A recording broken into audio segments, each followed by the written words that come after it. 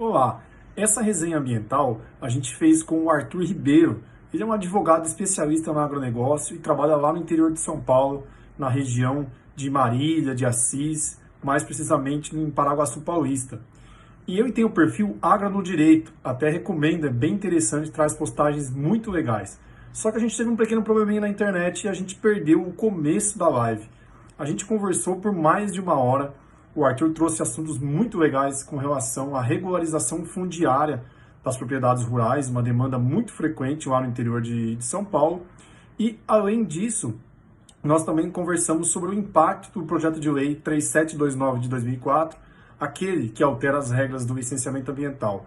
Então, a nossa conversa foi muito agradável e é isso que eu quero mostrar para vocês. Confere aí na sequência que a gente vai passar para vocês esse vídeo sobre as questões fundiárias e a atuação do advogado na área ambiental junto ao agronegócio. Voltamos aí? Não sei o que houve. Não, acontece daí. Internet, ontem mesmo eu tinha uma live e a pessoa que ia transmitir deu um problema na internet dela também. Estava marcado para 7h30 a live, a gente começou às 8h. Internet, a gente entende. Internet é um problema mundial aí. Pelo menos brasileiro. Foge ao nosso controle, né? Não tem jeito. Não tem jeito. Mas imagina, tá tudo certo. Arthur, e fala pra gente aí, qual que é o campo de trabalho para quem trabalha com o agro e a parte de direito ambiental aí na sua região? Assim, você atua mais em defesa de auto de infração, ação civil pública? Como é que é o ramo de trabalho na região? Bom, dentro do direito agrário ali, né, como a gente falou, aqui a gente tem uma região muito forte agrária, né? Por mais que às vezes a gente tenha, diferente do Mato Grosso, por exemplo, que são enormes produtores, que a gente tem lá um domínio, por exemplo, de grãos, que é muito forte lá, aqui a gente tem um forte domínio ali de grãos e de cana-de-açúcar, que é principalmente aqui o que roda a nossa região. Então a gente tem empresas agrícolas, a gente tem usinas de cana-de-açúcar, a gente tem, quanto aos produtores, aí que vem a diferença. Enquanto o Mato Grosso são áreas enormes, né, que lá 300 hectares é uma área pequena, aqui 300 hectares é uma área grande. Então a gente tem pequenos produtores aqui, médios e pequenos produtores. Então os produtores aqui são aqueles produtores, na grande maioria, simples, que em muitos casos moram mesmo no sítio, que exploram ali a sua terra, ele mesmo faz, de repente, o plantio, faz a colheita, se não faz, ele terceiriza, mas é aquele cara que está ali junto, né? Esse é o perfil majoritário aqui da região. E aí, dentro disso, o nosso escritório ele é basicamente focado nesse produtor, é basicamente focado nessas ações de regularização de imóveis, porque é muito comum o imóvel estar irregular, né, irregular em várias esferas, seja na esfera ambiental, seja na esfera fundiária, seja na esfera registral. O que é muito normal aqui? A gente pegar uma área e a pessoa nunca teve registro, né? Ela comprou por contrato de compra e venda e nunca registrou aquilo lá. Então a gente trabalha muito forte aqui nessa questão de regularização de imóvel, até porque é o que a gente falou, esses pequenos produtores, eles têm uma carência de informação. E muitas vezes a gente só vai descobrir que está irregular esse imóvel quando ele vai transmitir esse imóvel, por exemplo. Transmitir mediante venda, transmitir mediante, de repente, uma sucessão, né, para os filhos, no inventário. Então, o produtor rural é muito carente aqui nessa questão. E na questão ambiental, também nessas questões de defesas ambientais ali, né? A gente tem um Ministério Público muito atuante aqui. O GAEMA, que é o grupo ambiental do Médio Paranapanema, ele é um grupo muito forte.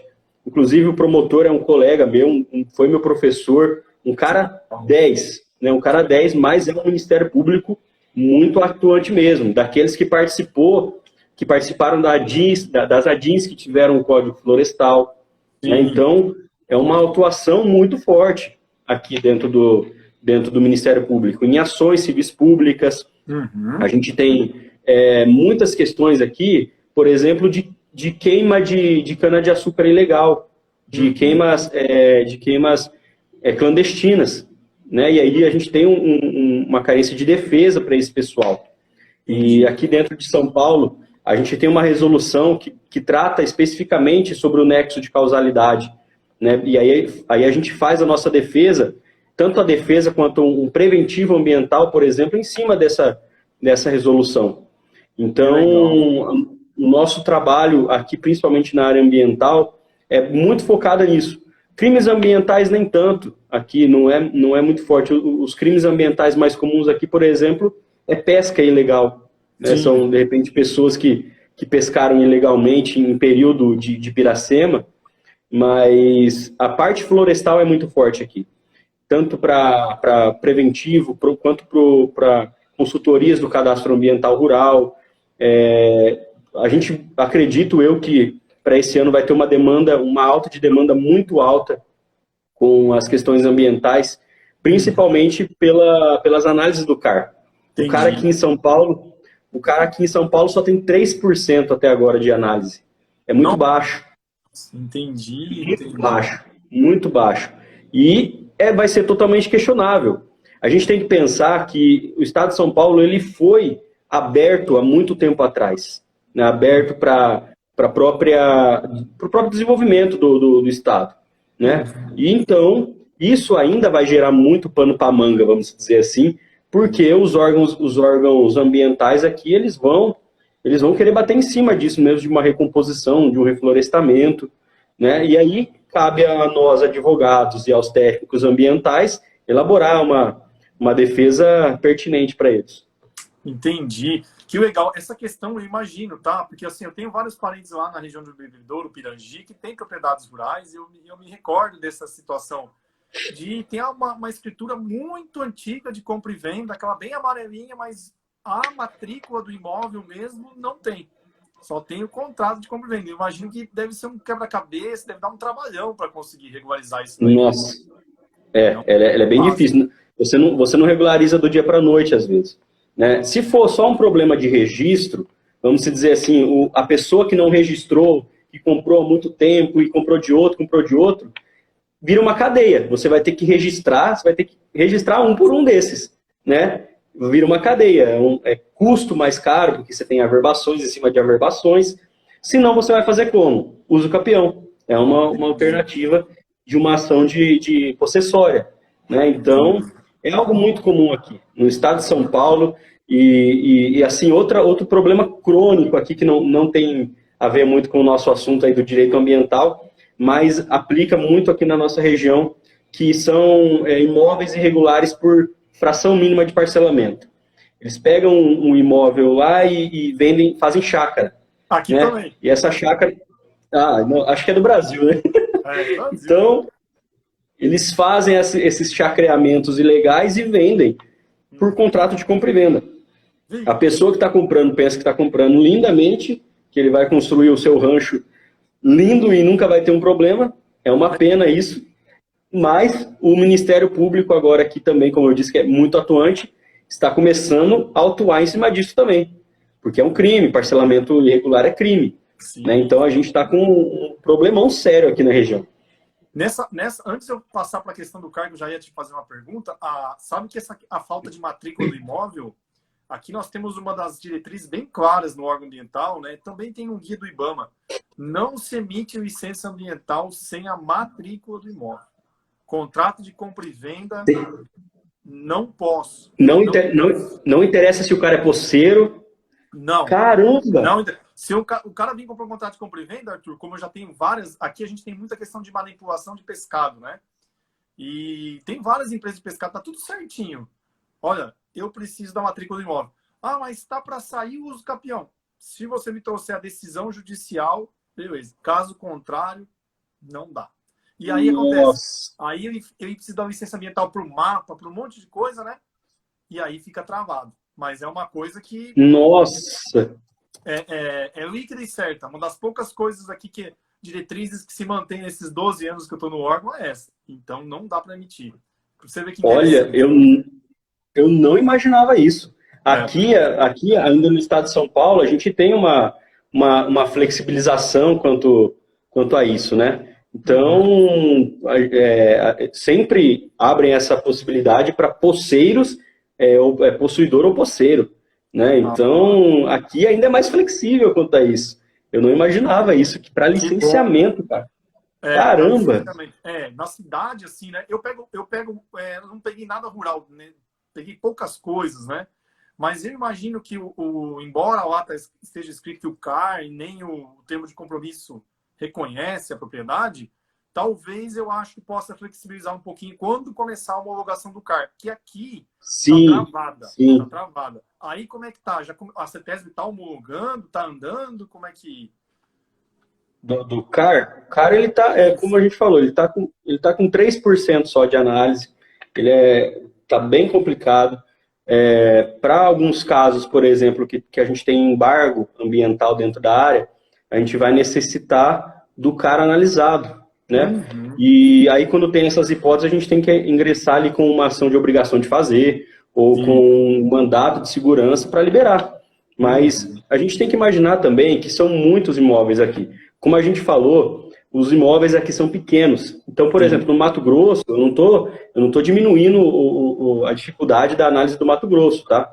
Mas lá no Mato Grosso do Sul, são propriedades realmente maiores. E não que seja mais fácil, mas depois, se você mata uma análise, isso vai aumentar o teu percentual muito além, né? Sim. E aqui são propriedades muito pequenas. E com uma série de questões, né, em cima delas. Justamente por essas faltas de informação. Mas, assim, a gente está começando. Acho que eu assisti uma palestra semana retrasada da Sociedade Rural Brasileira, onde falou aqui sobre o CAR de São Paulo, e ele atualizou sobre a análise rápida do CAR. Né? Então, acredito que vai ser a priori, vai ser uma análise automatizada. Eles automatizaram essa análise para liberar rápido. Só que, assim, a gente tem uma análise rápida, só que vai ser uma análise questionável.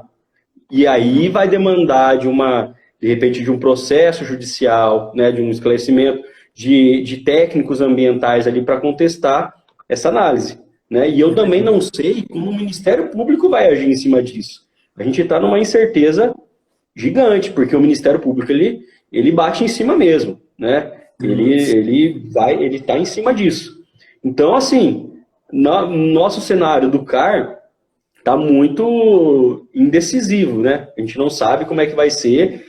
O PRA, o prazo para o PRA já começou a correr aqui, né, desde 1º de janeiro, já para apresentar o projeto, mas é complicado. Como você vai apresentar um projeto sendo que nem seu CAR está analisado? Então é difícil. É difícil. Aqui, para nós, a incerteza está pior ainda, Arthur, porque aqui tem uma decisão judicial de uma ação civil pública que o órgão ambiental está proibido de homologar o CAR com base no Código Florestal, o marco de 2008. Ele quer, a decisão judicial é para o marco de 1990.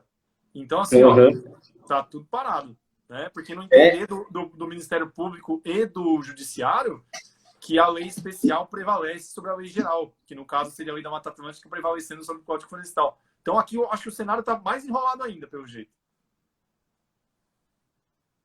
Será que foi eu que caí? Não é diferente uma transição de bioma. A gente tem tanto parte aqui na região de Cerrado e de Mata Atlântica.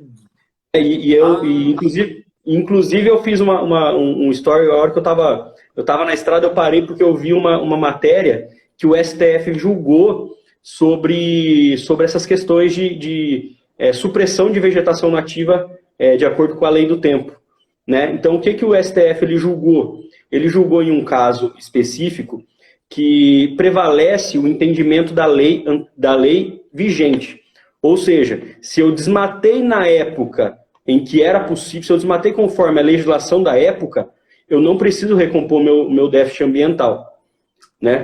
E aí vem aplicando o artigo 68 do Código Florestal, né, que em tese anistia essa supressão de vegetação nativa anterior, né, da época. E isso, inclusive, eu trabalho em 2 ações civis públicas nesse sentido, que a gente foi autuado pelo Ministério Público.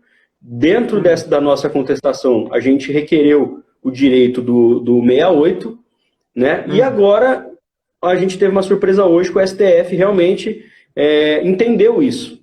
Porque a gente tem que pensar que o produtor rural não pode ser autuado por uma coisa que, de repente, nem foi ele que fez há anos atrás, onde não tinha essa definição correta de Mata Atlântica, de cerrado, não tinha um percentual mínimo de cerrado, por exemplo. Né? Então, esses marcos temporais, eles estão se aplicando aqui também. Né? Inclusive, tinha um estudo, acho que tem um estudo da USP de São Paulo, onde eu até participei de algumas reuniões, que era o temático, era o temático do Código Florestal, vamos dizer assim. Onde eles queriam, o intuito do projeto era mostrar que realmente São Paulo desmatou fora da legislação. E aí foi analisando, pegando várias imagens, várias camadas SIG, né, para fazer essa composição. Chegou na hora, olha a surpresa, o São Paulo, na maioria dos estados, na maioria dos lugares, desmatou conforme a legislação da época.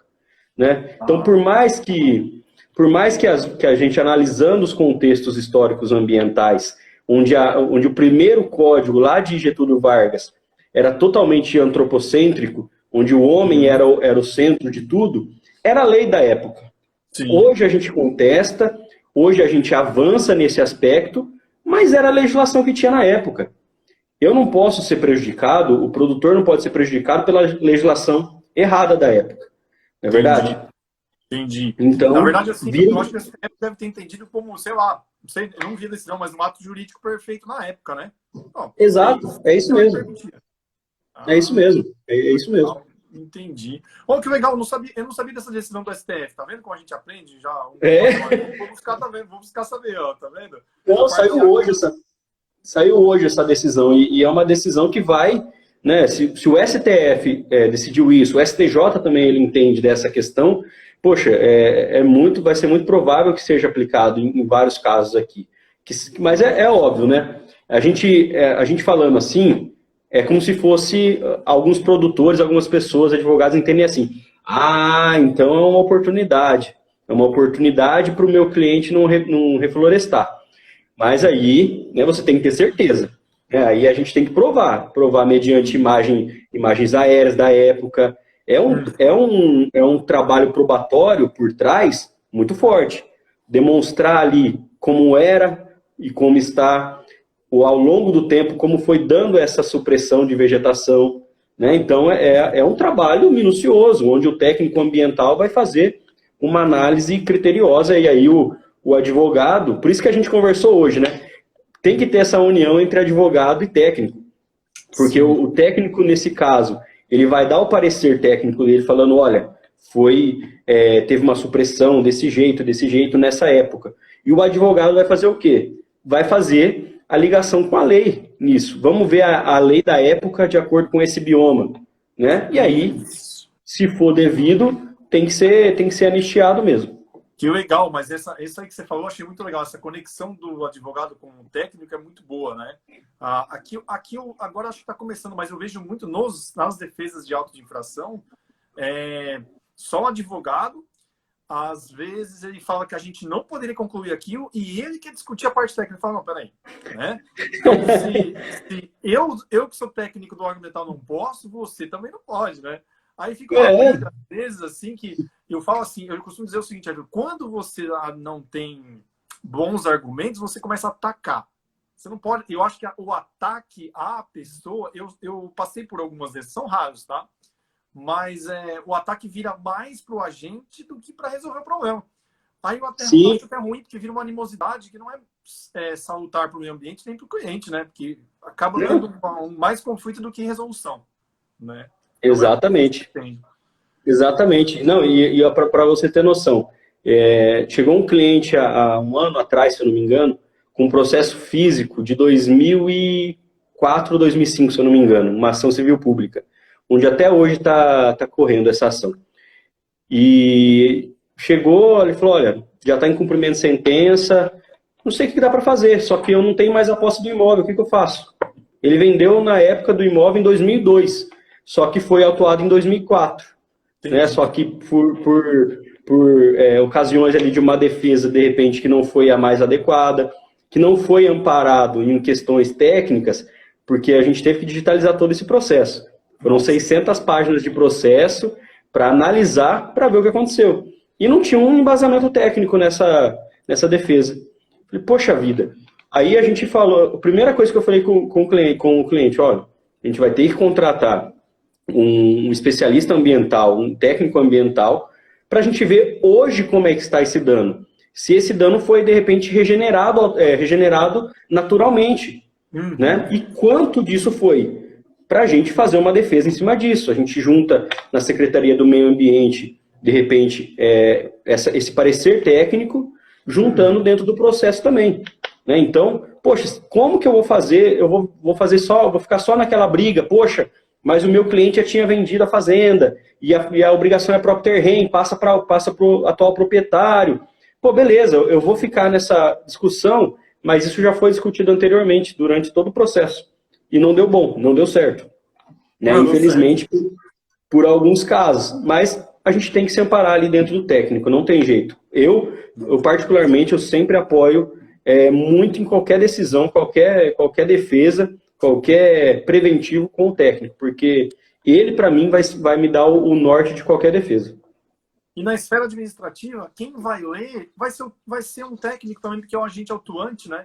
Então, se você conseguir se aproximar ali da linguagem dele junto com a tua equipe técnica, eu acho que a chance de sucesso é maior, né? Com certeza. Não, com certeza, não tenha dúvida disso. Então, beleza. O Arthur, a questão dos proprietários rurais hoje, você acha que quando vende, ele vai vender, vai fazer alguma coisa com a propriedade, ele descobre essa questão da parte de matrícula ou a questão de estar inserido no CAR, quando ele vai vender, ou hoje as pessoas estão tomando mais consciência e buscando, assim, vamos dizer assim, por livre e espontânea vontade, os trabalhos para regularizar a propriedade? Como é que está o cenário aí na tua região? Para ser bem sincero, o cenário aqui não é esse. Né? Geralmente chega como cliente aqui, eu preciso fazer um contrato de compra e venda. É simplesmente assim. Né? E aí você explica para ele que o contrato de compra e venda em si ele não vai respaldar. E alguns ainda pensam assim, não, mas você precisa só da matrícula? Né? Eles pensam também que a matrícula ele vai te dar a base do direcionamento. É óbvio que a matrícula, na minha opinião, é uma das peças mais essenciais para uma análise. Né? Porque ali vai gerar todo o histórico do imóvel. Pode ser que tenha uma reserva legal averbada, né, e a gente não sabe. Então, a matrícula é uma peça fundamental, isso aí é inquestionável. Só que, já vi muitos casos em que, por exemplo, esse que a gente está falando, esse processo que a gente está falando, o atual proprietário comprou o imóvel e nem sabe que tem uma reparação de danos ali. Tudo bem, o meu cliente pode até pagar isso, pode até reflorestar a parte que é devida, mas ele pode gerar uma ação nossa, fugiu o nome da mente, uma ação contrária. Eu posso depois demandar ele, falar, pera lá, então você era o proprietário da época e você tem ação de regresso. Eu posso mover uma ação regressiva. Para quê? Eu cumpri a sua obrigação e agora você tem que me pagar por isso. Entendi. Então, quando a gente fala de análise imobiliária, né, uma análise de uma due diligence, tem que ter esse cuidado e, infelizmente, hoje ainda não está difundido isso. Né? Então, por exemplo, quando chegou hoje uma propriedade para mim, o gerente lá da empresa falou assim, ó, a gente está vendo de comprar um imóvel. O imóvel era pequeno. E aí, a hora que ele deu só a matrícula para mim. Eu falei, não, mas eu vou um gerente, viu? Um gerente muito inteligente, muito conceituado. Eu falei, olha, só a matrícula não vai me dar a base. Então, o que eu vou fazer? Eu vou precisar do cadastro ambiental rural desse imóvel, eu vou precisar do ITR, eu vou ter que, em cima do ITR, depois tirar uma certidão negativa para ver se ele não tem débito, né, se esse imóvel não tem débito. Nas questões ambientais, será que esse imóvel tem algum passivo ambiental? Será que tem, de repente, algum uso de água, alguma utilização de água ilegal dentro daquele imóvel que pode prejudicar o meu cliente? Ou se, por acaso, essa área já está embargada e eu não sei, e eu tenho que eu tenho que tirar uma certidão de embargo, porque senão ele vai comprar uma propriedade improdutiva. Se a propriedade está improdutiva, né, ele não pode nem produzir, que é o intuito do imóvel rural, como que ele vai produzir?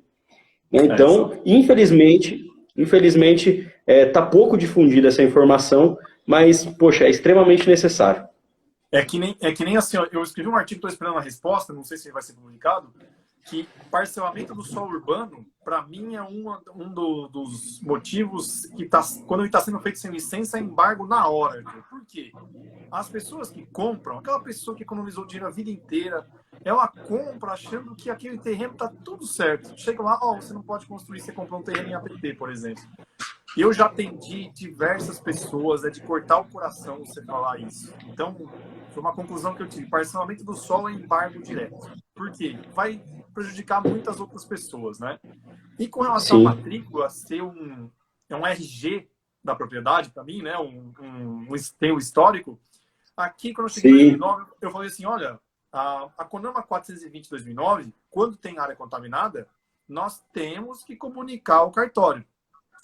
Não, Wagner, o cartório não vai registrar nada. Eu falei, olha, tá na CONAMA, eu vou fazer. Mandei o ofício falando que estava contaminado com benzeno, etc., justamente para evitar que o dono de posto de combustível transmitisse para alguém e gera toda essa ação que você está falando aí, ação civil pública, a questão do próprio terreno, né? Está amarrado ali na propriedade. Beleza, mandei, o cartório averbou. O que começou a acontecer? Os postos de combustível estão apavorados. Por quê? Porque a gente registra na matrícula do imóvel. Está contaminado com benzeno, oferecendo risco à saúde humana. Quem vai comprar o posto se assusta, né? Meu Deus, tem risco à saúde humana. Tem benzeno, está contaminado. Ele já sabe que vai vir uma bomba. aham, Então, eu achei muito é. legal isso, essa questão, essa preocupação com a matrícula do imóvel. Viu? Não, e tem que ter, porque assim, se a gente não faz essa análise, a gente identificando problemas que tenha nesse imóvel, a pessoa pensa, poxa, mas vai travar a negociação. Não trava a negociação. A gente pode colocar condições dentro do contrato, condições de cumprimento, né? A gente faz um contrato de compromisso, um compromisso de compra e venda, onde fica estipulado, de repente, para o proprietário, uma regularização ambiental que tem. Ou, de repente, imagina se a área encontra-se embargada, né? E aí fica a responsabilidade do atual proprietário do desembargo. Vamos colocar que no contrato é isso. E aí é importante colocar nesse contrato que, caso não seja possível o desembargo em X época, ou não seja possível, que seja anulado o contrato. Entendi. Né? Então, Entendi. é importante, não é elaborar um contratinho, pegar na internet, pesquisar lá, modelo de compra e venda de imóvel, e Exato. pronto, seguir, eu estou seguro. Não é isso. É muito além. Inclusive, eu estava conversando, eu não sei onde, eu estava conversando com um advogado também da área ambiental, e ele falou dessa questão em imóveis urbanos. Eu falei, gente, que louco.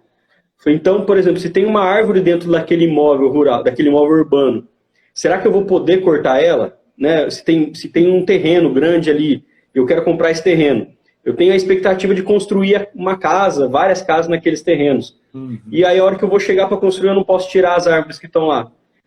Poxa, você Exato. comprou um negócio que você não vai conseguir produzir. Você vai ter que entrar com uma ação anulatória e aí vira um fuzuê todo. Você vai gastar com advogado, você vai gastar com defesa, você vai gastar com custo processual e pode dar o risco ainda de dar errado. Né? Olha só.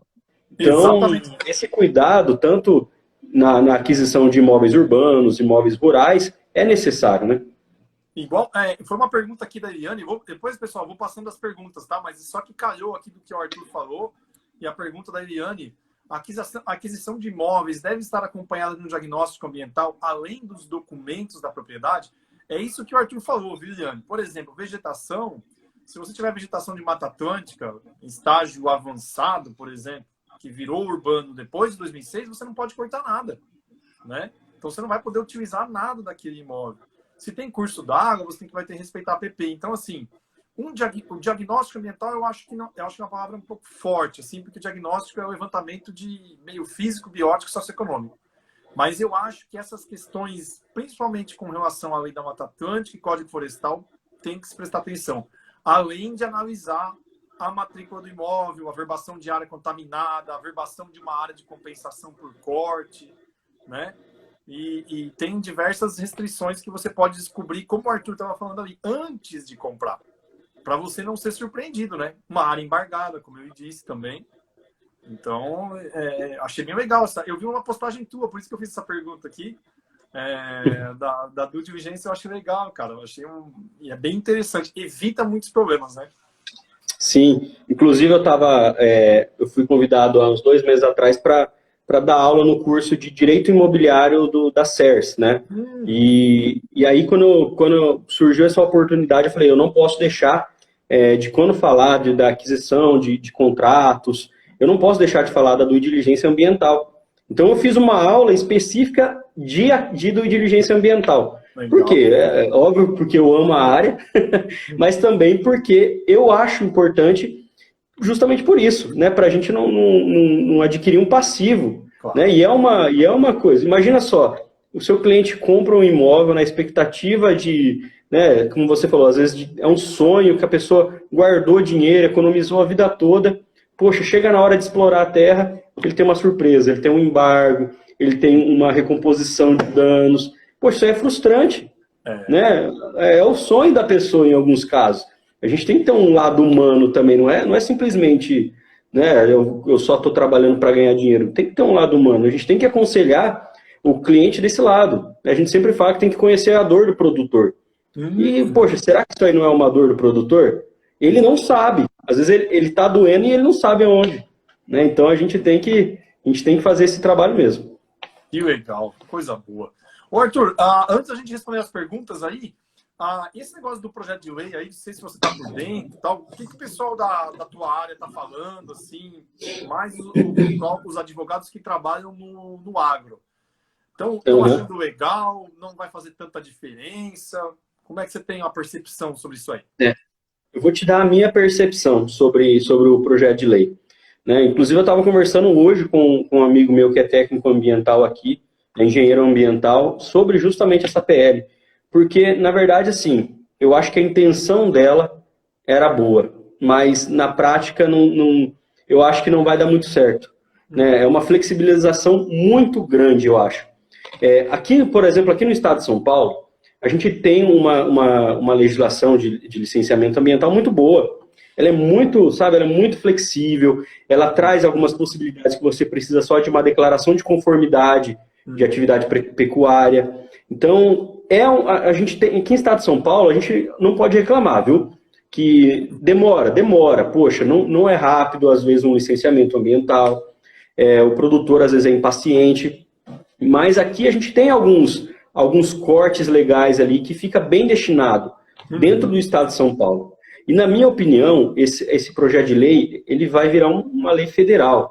Né? E aí acaba aplicando realidades para um estado que não é daquele jeito. Talvez no estado de São Paulo funcione isso. Mas se a gente colocar no Amapá, lugares que é da Amazônia, por exemplo, pode ter um impacto ambiental muito grande. Né? Vamos pensar que esse é um projeto de lei de 2004. Ou seja, ele está sendo votado 17 anos depois.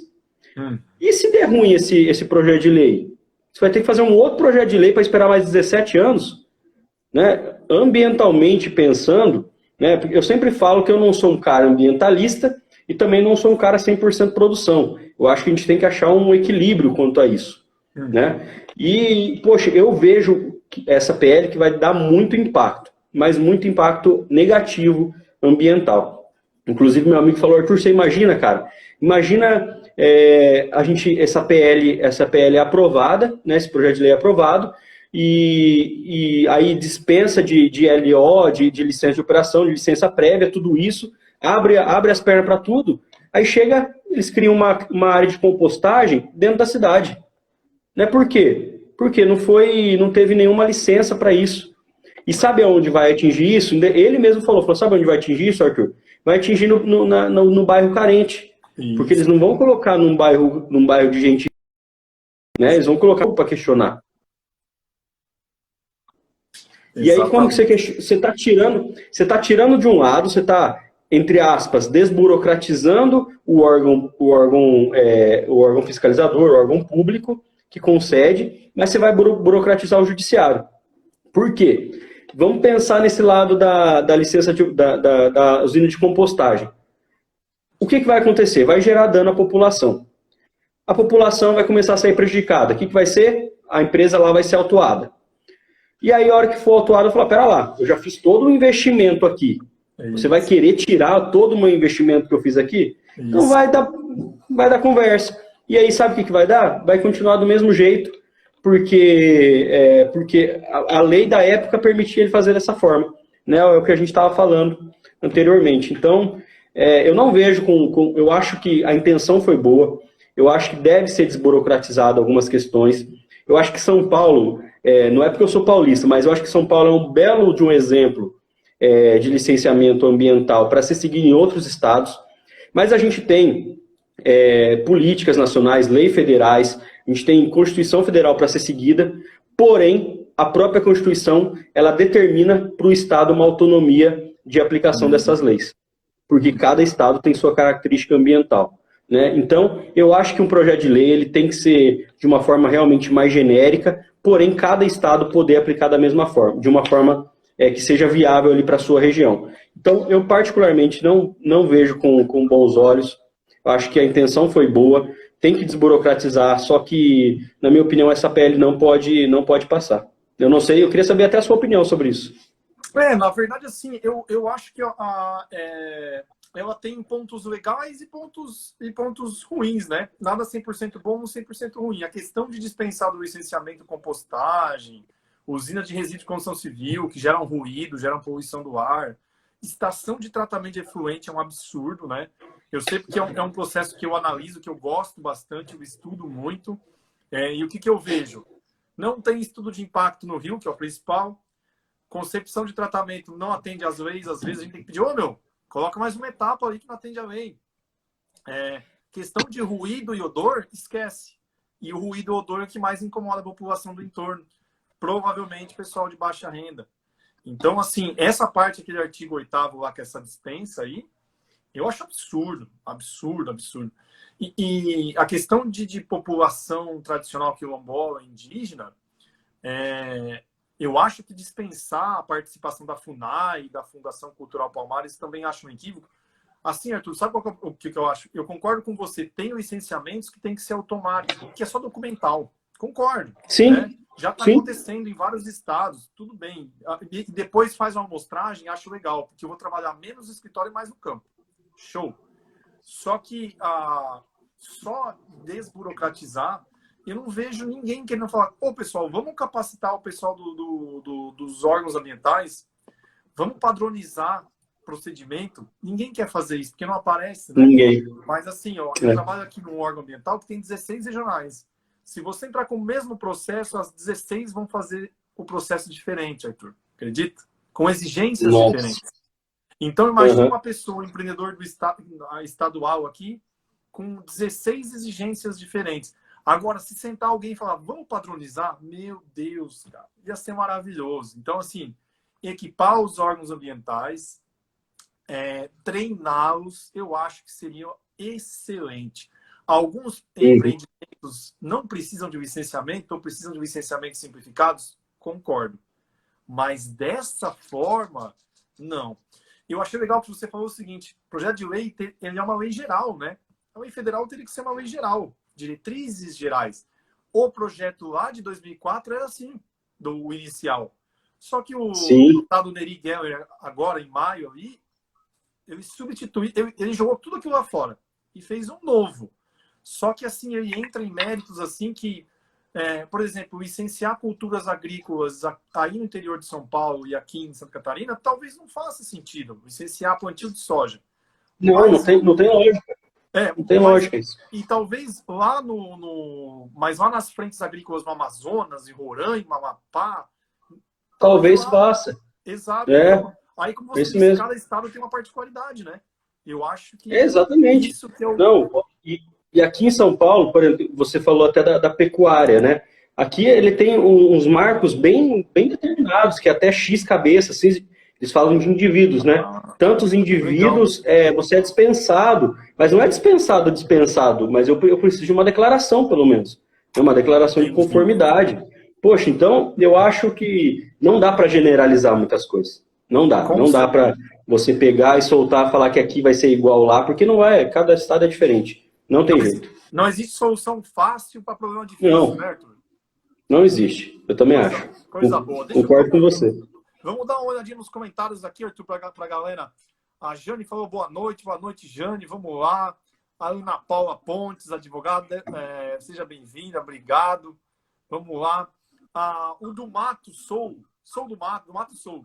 Possível uso capião em glebas públicas? Ou uso capião, aí eu acho que é mais com o Arthur, viu? Esse não posso te ajudar, que eu não atuo nessa área. A questão de uso capião em terras públicas, particularmente, eu não tenho tanto conhecimento, mas a lei, ela prevê, né, uma uso capião tabular, que é a chamada, né, que ela prevê essa possibilidade. E, infelizmente, né, pelo pouco conhecimento que eu tenho dessa matéria, ela, infelizmente, é utilizada para grilagem de áreas, né? Elas, infelizmente, vão entrando, vão usando, e aí pedem essa utilização. E até onde eu sei, tem que ser feito realmente uma análise disso, uma análise do registro natural daquilo, né, para justamente respeitar a lei de registros públicos, que é a base ali, mas é uma matéria bem complexa, inclusive são discussões em tribunais em cima disso, né, mas vale um estudo para essa matéria. Eu vou pegar firme que agora essa pergunta me tirou do comodismo. Coisa boa, mas isso que é bom, né, Arthur? Legal, a gente acaba indo buscando e aprendendo, né? Sim, sim. Obrigado pela pergunta aí, o do Mato Sou, então.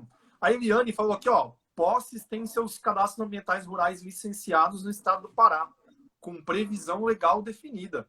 Olha, que coisa. Não sabia dessa. O do Mato falou o seguinte para a Eliane, ó, estão promovendo unificação de imóveis contíguos com matrículas distintas sobre o mesmo CPF e CNPJ? Olha que coisa, né? Ela continuou falando, ó, o estado de São Paulo está bem limitado. Acredito que faltam políticas públicas para engrenar essas análises do CAR, né? Santa Catarina, então, sim. Se fala, está bem amarrado. O do Mato Sul falou o seguinte, após 5 anos de pousio, a área deixa de ser consolidado, requerendo nova autorização para supressão? Olha, questão sobre pousio do Código Florestal, eu não tenho muita experiência, mas se quiser, Qual que é a pergunta? Depois passo para você após 5 anos de pousio, a área deixa de ser consolidada, requerendo nova autorização para supressão? Não me recordo se tem essa data dos 5 anos. Eu também não me recordo. Claro, né? Na verdade, eu não me recordo. Tem que cuidar, o nosso amigo aí do Mato Sul, né? A questão se essa vegetação já regenerou, e aí o pessoal fala, mas só tem um mato lá, vegetação herbácea, mas é uma vegetação em estágio inicial, né? Secundária em estágio inicial.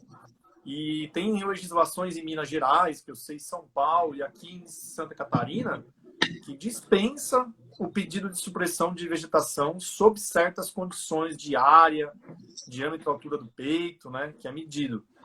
Então, tem casos em que é dispensada, mas dependendo das características da vegetação, precisa fazer um pedido de supressão, sim. Tá? Vamos lá. Que legal, bastante pergunta. Coisa boa. A aquisição de imóveis... esse foi o diagnóstico ambiental que o Arthur estava falando, coincidiu lá. Foi bem legal essa pergunta. Aqui no Amapá, muitos produtores vêm de outros estados, compram áreas e só depois vão verificar que não tem título. Tem vários passivos e, infelizmente, não conseguem licenciar para produzir. Eu estava conversando isso, olha só, justamente desse estado, com esse técnico que eu estava falando, que lá é muito forte a questão de regularização fundiária, não tem mesmo. As pessoas foram entrando, né, e 90%, eu vou arriscar o número, tá, mas uns 80%, 90% não tem registro disso. Então, olha, ali é um campo para um trabalho de regularização fundiária muito grande, né? Então, e aí a regularização fundiária vai precisar de um apoio técnico de um topógrafo, reconstituindo ali desde a matrícula, a matriz, né, até a matrícula atual, até a área atual, para justamente fazer essa regularização fundiária. Então, poxa, ali o Amapá ele realmente tem um problema muito crônico quanto à regularização fundiária. Né? Nosso Brasilzão, realidades e realidades, né? Que coisa não, eu estava falando, ontem eu tive uma live com o pessoal da Comissão do Jovem Advogado de Jaboticabal. e eu estava falando justamente sobre essas diferenças de bioma, de percentual mínimo de reserva. E lá em cima, né, na Amazônia Legal é 80%. 80. Né, 80% ou seja, 20% do imóvel é destinado, a gente Isso. fala que é destinado à exploração, mas não necessariamente, porque a gente tem a Não. moradia, de repente, a gente tem concessões ali de linhas de transmissão, a gente tem estradas, né, a gente tem tanta coisa que vai, diz que o APP. percentual de exploração é isso aqui, ó, né? Exatamente. A lei vem lá para cima. E o Cerradão, acho que é 35% também. Depois o resto do país, os 20%. Mas É 20%. É bem isso isso mesmo. mesmo. Ó, a Yara disse o seguinte: professor, já peguei diferentes análises em processos semelhantes na mesma agência ambiental. Olha, você disse, Yara, tirou as palavras da minha boca. Eu falei de regionais para regionais, né? Eu estou na minha sala aqui. Se você der 2 passos, vai ter um colega meu com um parecer e exigências diferentes. Então, às vezes, vamos pegar uma lei federal do licenciamento. O que vocês acham da gente pegar um órgão ambiental, todo mundo se reunir, padronizar as exigências, parecer técnico, né? Ajudar vocês com um guia do que tem que apresentar nos estudos ambientais? Eu acho que os efeitos serão muito mais sentidos, né? O Rangel disse o seguinte: todas as fundações ambientais municipais também. Acho que deve ser, é comum, né? Eu acho que deve acontecer nos órgãos ambientais Não, e estaduais. não só órgão ambiental, tudo, Wagner, né? Se eu entro com um processo aqui na minha cidade tem 3 varas. O juiz, decide uma coisa, o outro juiz decide outra, o outro juiz decide outra. Então, assim, essa pluralidade de ideias até do mesmo tribunal. É muito complicado. Em questões ambientais, quando cai no TJ, em uma turma, a gente tem uma turma totalmente ambientalista. A outra turma já é um pouco mais flexível, aqui no estado de São Paulo. Mas se caiu numa turma, você já sabe dali qual vai ser a decisão, que vai ser uma decisão totalmente ambiental. Né? Então, poxa, essa pluralidade de interpretações complica, a gente nunca sabe o que vai sair. Na verdade, demanda da gente uma análise do perfil da pessoa, né? Já sabe até da turma que a turma decide, né? Totalmente. Totalmente. A Janine diz o seguinte: no estado de São Paulo e Santa Catarina, atividade como o plantio de soja não é o licenciado, é dispensa. Aqui em Santa Catarina, que eu saiba, não é o licenciado. Né? Sim, não é. Não tem essa necessidade. Posso até te confirmar, viu, Janine? Mas eu acho quase certeza que aqui em Santa Catarina não é licenciado o plantio de soja, tá?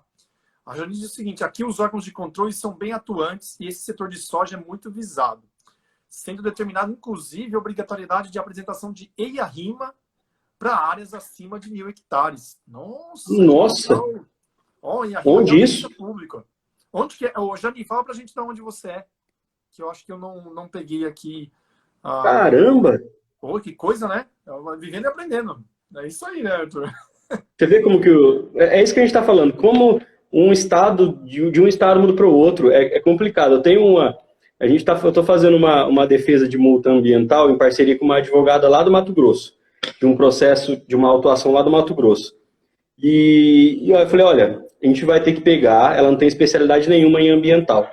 E eu falei, olha, vamos ter que pegar toda a legislação do Mato Grosso, né, e entender primeiro, é o primeiro passo, porque é totalmente diferente daqui. Né? Eu tenho parceiras ali também, uma parceira técnica ambiental lá do Mato Grosso que me ajuda, vai me direcionando, porque é muito diferente. Né? E isso vai deixando a gente, né, lógico, a gente tem que ir estudando e entendendo essas peculiaridades de cada estado. Que legal, não, demanda bastante trabalho, não é fácil não. Ó, a Eliane diz o seguinte, ó: pousio superior a 5 anos, olha que legal, como a gente aprende bastante coisa, né, Arthur? Pousio superior a 5 anos realmente tem a necessidade de autorização do órgão ambiental aqui no Pará, previsto na IN 08 SEMAS de 2015. Olha aí, ó, quando eu precisar, não tiver uma legislação aqui em Santa Catarina, já sei onde buscar uma legislação que eu possa talvez usar por analogia. O do Mato Sul diz o seguinte, ó: norte não tem regularização fundiária, restante do Brasil tem falsas matrículas, sem título primitivo. E deu risada aqui. Aí a advogada ali falou o seguinte: o Mato Grosso também não. E a Jani, que estava falando pra gente ali, é do Amapá. Nossa. O plantio de soja lá. Então tá vendo? Olha que interessante, ó. A gente já tem um caso para falar do PL. Santa Catarina e São Paulo não vai fazer diferença, né? A dispensa de uma cultura perene e semi-perene. mas lá na Amapá já vai fazer uma grande diferença. Totalmente, totalmente. Então veja como assim, que na verdade a gente não pode pensar que a nossa realidade é a realidade do Brasil todo. Eu acho Exato. que quando um legislador faz isso, ele acha que ele conhece a realidade do Brasil, mas conhecer esse mundão é um continente. Eu não, sem entrar em viés ideológicos, né, porque não é a intenção, mas às vezes os nossos porta-vozes aí, seja presidente, seja ministro, governadores, eles aceitam, eles falam uma pauta generalizando, né? Às vezes lá no Amapá, realmente, tem licenciamentos que demoram 10 anos para sair, né? Justamente pela questão hídrica ali, por exemplo. Mas no estado de São Paulo não é desse jeito, né? Então a gente não pode fazer uma fala de uma fala uma verdade. A gente não pode falar de um caso que é uma verdade para o mundo todo. Então a gente tem que tomar um cuidado com as coisas que a gente fala, do jeito que a gente fala e principalmente com os projetos de lei que são chegados ali dentro da Câmara dos Vereadores, da Câmara dos Deputados, né? Com certeza. Eu costumo dizer o seguinte: generalização geralmente incorre em erro. Você não conhece as particularidades, você não sabe dos órgãos, você não sabe como que anda, né? Então eu acho que acaba sendo um equívoco grave fazer isso, né? Uma pena. Arthur, eu queria te agradecer muito, cara, por você ter aceitado o convite, dedicar essa 1 hora aí com a gente, conversar. Aprendi muito, eu te agradeço demais. Eu desejo muito, muito sucesso para você aí. Você é um cara bem bacana. Quem sabe um dia, quando eu for lá para Catanduva visitar meus parentes, eu dou uma passadinha aí para a gente tomar um café. Opa, com certeza, vai ser um prazer, Wagner. Eu agradeço você, também aprendi bastante, não só com você, mas com o pessoal aí, né? Nossa, o pessoal foi muito participativo, gostei, aprendi também. E, nossa, para mim foi uma conversa muito boa, muito produtiva. E já está convidado, né? Caso você venha para cá, para São Paulo, já está convidado para a gente tomar um café assim. E fazer um churrasco. Você gosta de churrasco? Nossa Senhora, churrasco que nós aqui, então aí vai longe. Então tá tudo certo, a gente está em casa então. Oh, que coisa boa. Pessoal, eu queria agradecer muito vocês, participaram, mandaram perguntas muito legais. Tinha gente do Amapá, gente do Mato Grosso, gente do Brasil inteiro. Eu agradeço muito vocês por vocês considerarem, né, dedicar esse tempo e nos ouvir aqui. Para nós é um privilégio, a gente gosta muito de fazer isso. E ainda mais com um público como vocês. Obrigado mesmo. Desejo para vocês um bom final de semana. Arthur, muito obrigado. O que precisar, conte comigo aí. A gente também, Wagner. Forte abraço. Um abraço, obrigado. Bom final de semana a todos. Tchau, Obrigado. tchau, gente. Obrigado. Tchau, tchau.